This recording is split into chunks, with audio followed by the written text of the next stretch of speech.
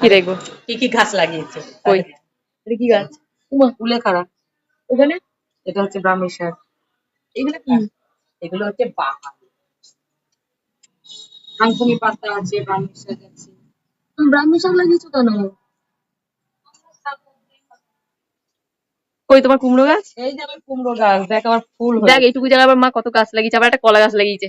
কলা গাছ লাগিয়েছি, কিন্তু সবাই দেখুন কলা গাছের পাতা নেই। অলরেডি কলা গাছের পাতা খেয়ে নিয়েছে কাঁচা অবস্থাতে। তো গরু ছাগল। আমার জবা গাছ, ফুলটা কি বাহ, সুন্দর। খুবই সুন্দর সুন্দর গাছ লাগিয়েছো তো তুমি। কালার আমার নয়নতারা গাছ।